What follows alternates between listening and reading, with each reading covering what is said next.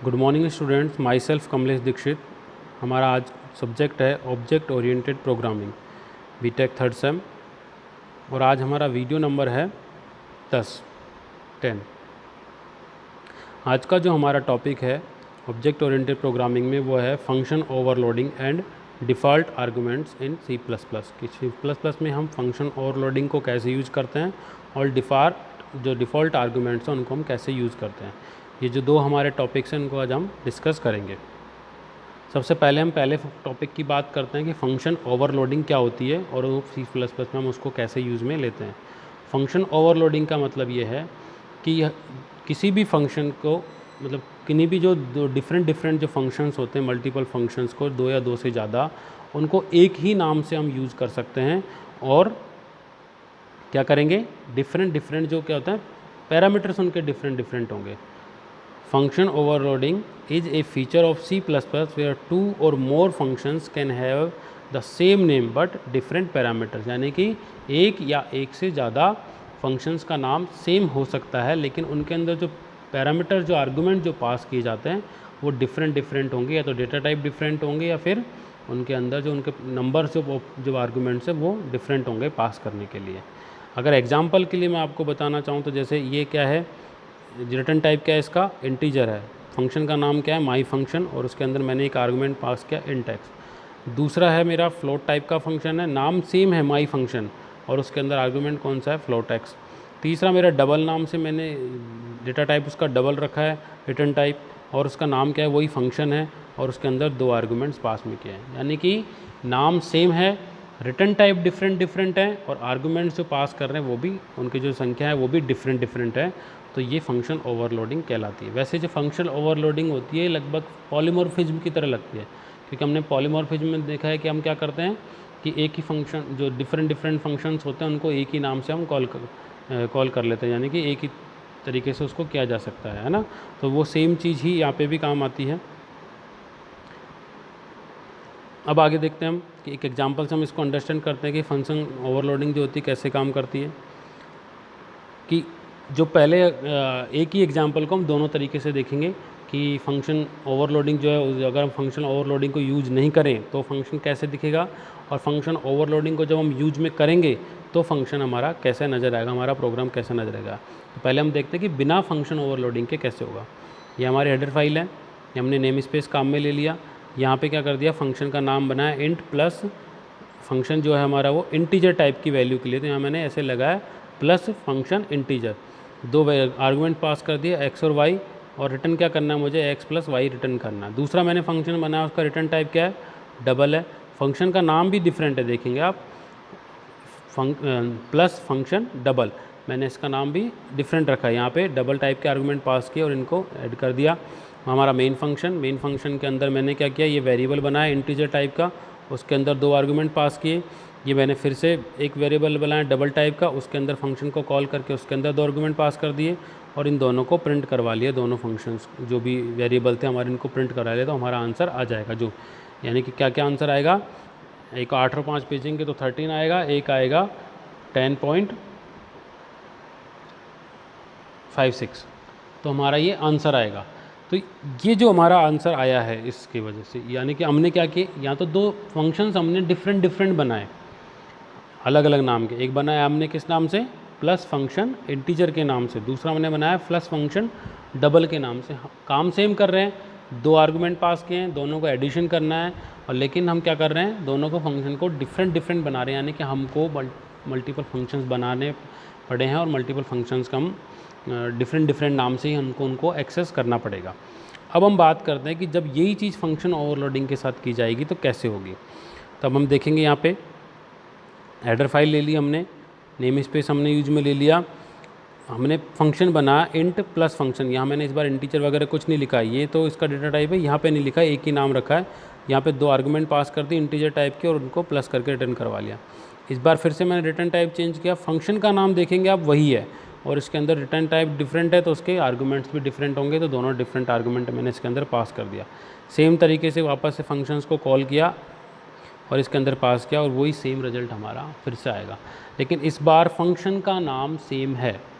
Function overloading में क्या होता है कि सेम फंक्शन का नाम होता है लेकिन उसके अंदर जो आर्गुमेंट्स होते हैं वो डिफरेंट डेटा टाइप्स के हो सकते हैं या डिफरेंट नंबर्स के भी हो सकते हैं, नंबर उनके, यानी कि एक में अगर 2 हैं तो दूसरे में 3 भी हो सकते हैं। इस तरीके से उसके यूज में हम ले सकते हैं।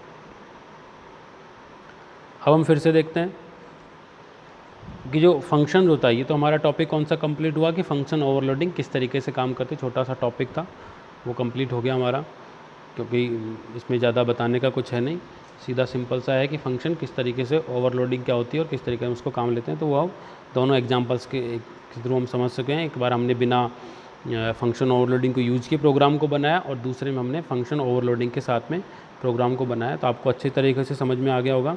अगर फिर भी आपको कोई प्रॉब्लम है इसमें तो आप कमेंट बॉक्स में नीचे डाल सकते हैं। मैं आपको उस जो आपका सॉल्यूशन है, जो भी आपका क्वेरी है, उसको मैं दूसरा वीडियो बना के साथ में डाल दूँगा। अब हम दूसरे टॉपिक को देखते हैं। हमारा जो था function with default arguments. Default arguments वाला जो फंडा है हमारा वो क्या है? If default argument is a value provided in a function declaration, function के डिक्लेरेशन में प्रोवाइड कराते हैं, ठीक है, that is automatically assign by the compiler if the caller of the function does not provide a value for the argument with a default value. यानी कि क्या करते हैं, फंक्शन के डिक्लेरेशन के टाइम पे ही हम जो आर्गूमेंट है उसकी वैल्यू को, डिफ़ॉल्ट वैल्यू को असाइन कर देते हैं, फिक्स कर देते हैं। तो अगर जो यूज़र होता है अगर वो कोई वैल्यू नहीं देता है, कोई वैल्यू असाइन नहीं करता है, कोई वैल्यू पास नहीं करता है, तो कंपाइलर क्या करेगा, उस डिफ़ॉल्ट वैल्यू को ही ऐसे कैसे पास कर देगा आगे, उस डिफ़ॉल्ट वैल्यू को ही काम में लेगा कैलकुलेशंस के लिए। तो अब हमारा अगला जो एग्जांपल जो हमारा आ रहा है, फॉलोइंग एग्जांपल जो नेक्स्ट स्लाइड में हम देखेंगे, उसमें हम देखते हैं कि किस तरीके से हम जो फंक्शन, जो अलग अलग जो आर्गूमेंट्स है उनको पास करेंगे, उनको हम देखेंगे कि किस तरीके से हम यूज़ कर सकते हैं, डिफ़ॉल्ट आर्गूमेंट्स के थ्रू फंक्शन को यूज़ में करेंगे 2-3 जो हम आर्गूमेंट पास करके देखेंगे। ये हमारा एग्जांपल है। एग्जांपल में देखेंगे ये हमारा एडर फाइल हो गया iostream.h, हमारा नेम स्पेस हो गया, और अभी हमारा फंक्शन है। यहाँ पे आप देखेंगे इंटीजर टाइप है इसका, रिटर्न टाइप फंक्शन का नाम हमने उसका सम रख दिया। यहाँ पे 4 आर्गूमेंट्स है, इंट x, y। अब आप देख रहे हैं कि मैंने z के आगे 0 लिखा है और y w के आगे भी 0, यानी कि इन दोनों की वैल्यू हमने 0 असाइन कर देती है। और ये जो असाइन हमने किया है, जो वैल्यूज़ को जो असाइन हमने किया है डिक्लेरेशन के अंदर, ये डिफ़ॉल्ट वैल्यू असाइनमेंट या आर्गूमेंट्स को डिफ़ॉल्ट वैल्यू देना कहलाता है। ये दोनों को जो हमने दिया है ये डिफ़ॉल्ट वैल्यू देना कहलाता है, ठीक है। रिटर्न मुझे क्या करना है, x + y + z + w हमको रिटर्न करवाना है, ठीक है। अब हम वॉइड फंक्शन मेन में कॉल किया। पहली बार मैंने फंक्शन को जब कॉल किया तो मैंने क्या किया, सम 10 और 15 मैंने सिर्फ 2 ही आर्गूमेंट पास किए। दूसरी बार मैंने 3 आर्गूमेंट पास किए और तीसरी बार मैंने क्या किया, 4 आर्गूमेंट पास किए। तो पहली बार जो 2 आर्गूमेंट पास किए तो क्या करेगा, बाकी 2 तो हमने पास कर ही दिए, बाकी 2 डिफ़ॉल्ट वैल्यू ले लेगा और क्या करेगा, 10 + 15 को ऐड कर देगा। दूसरी बार जब मैंने 3 किए तो 3 की वैल्यू तो यहाँ से ले लेगा जो देगा, बाकी चौथे की वैल्यू डिफ़ॉल्ट ले लेगा 0 और तीनों को ऐड कर देगा। जब मैंने तीसरी बार में चारों ही आर्गूमेंट पास किए हैं तो किसी भी डिफ़ॉल्ट वैल्यू को नहीं लेगा, जो यूज़र ने वैल्यू जहाँ से पास करी उनको लेगा। और ये हमारे 25, 50 और 80 इसका आंसर आएगा। मैं फिर से एक्सप्लेन कर देता हूँ इसको वापस से कि किस तरीके से वर्क कर रहा है। देखेंगे आप यहाँ पे मैंने इंटीजर टाइप का फंक्शन डिक्लेयर किया, नाम उसका सम रखा, 4 आर्गूमेंट उसके अंदर है x, y, z और w। z और w की जो वैल्यू है वो मैंने डिफ़ॉल्ट कर दी है, जो भी मुझे देनी थी, यानी कि मैंने यहाँ पे 0 दी है फ़िलहाल, तो मैंने डिफ़ॉल्ट वैल्यूज़ दे दी। रिटर्न क्या कर रहा है, x + y + z + w return करेगा। पहली बार जब मैंने फंक्शन को कॉल किया तो उसके अंदर 2 ही आर्गूमेंट पास किए।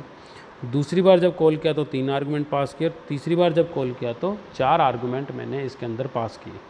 तो जब मैं अब आप बोलेंगे कि सर एक आर्गूमेंट भी पास कर सकते हैं क्या? नहीं, एक नहीं कर सकते, क्योंकि फिर दूसरा जो आर्गूमेंट है y, उसकी कोई डिफ़ॉल्ट वैल्यू हमने नहीं दी है। अगर मैं y की भी डिफ़ॉल्ट वैल्यू यहाँ पे देता 0 तो फिर मैं एक आर्गूमेंट भी पास कर सकता था, बाकी 3 आर्गूमेंट्स की वैल्यू बाय डिफ़ॉल्ट ले लेता, ठीक है। तो अब इस तरीके से हम पास कर सकते थे तब, लेकिन अभी मैंने क्योंकि 2 को ही डिफ़ॉल्ट वैल्यू दी है तो मुझे 2 कम से कम मिनिमम इसके अंदर जो आर्गूमेंट्स हो पास करने पड़ेंगे। तो ये इनको ऐड करके इस तरीके से मुझे इनकी वैल्यूज रिटर्न करता जाएगा। अब ये किस तरीके से साइन करता है, क्या करता है, इसके जो कुछ की पॉइंट्स होते हैं वो हम देख लेते हैं। की पॉइंट्स क्या क्या है, default arguments are different from constant arguments as constant arguments can't be changed where default arguments can be overwritten if required.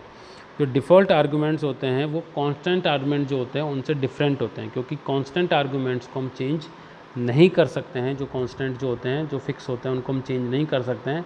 लेकिन जो डिफ़ॉल्ट आर्गूमेंट है उनकी वैल्यूज़ रिप्लेस की जा सकती है, ओवर रिटन की जा सकती है यूज़र के जो द्वारा दी गई वैल्यू होती है उससे।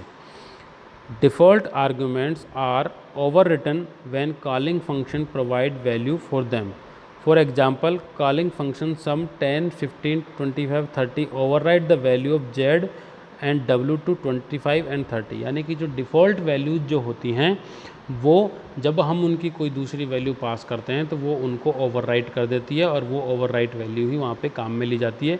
जैसे कि हमारे एग्जांपल में 25 और 30 जो है, जो हम चारों आर्गूमेंट्स की वैल्यू हमने दी, तो 25 और 30 किसको रिप्लेस कर देंगे, z की जो वैल्यू थी 0 और w की वैल्यू थी 0, उसको रिप्लेस करके z की वैल्यू कितनी हो जाएगी 25 और w की वैल्यू कितनी हो जाएगी 30 हो जाएगी, और उसी तरीके से वो एडिशन हमको रिटर्न करेगा।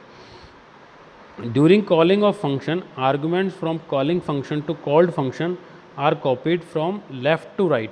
यानी कि जब भी हम कॉल, यानी कि यहाँ पे एक्चुअल आर्गूमेंट और फॉर्मल आर्गूमेंट्स की हम बात करें तो एक्चुअल आर्गूमेंट जो हैं वो जो फॉर्मल आर्गूमेंट्स के अंदर कॉपी होते हैं तो लेफ़्ट टू राइट कॉपी होते हैं। जैसे कि अगर हमारे एग्जांपल में देखेंगे तो मैंने शुरू में दो ही वैल्यू दी हैं, 10 और 15 मैंने पास किया, और जब 10 और 15 मैंने पास किया इसके अंदर तो हुआ क्या, वो किसको मिली, x और y को मिली, ना कि z और w को मिली। अगर z और w को मिलती तो क्या होता है, यहाँ पे कोई डिफ़ॉल्ट वैल्यू नहीं है x और y की, तो एरर शो करता।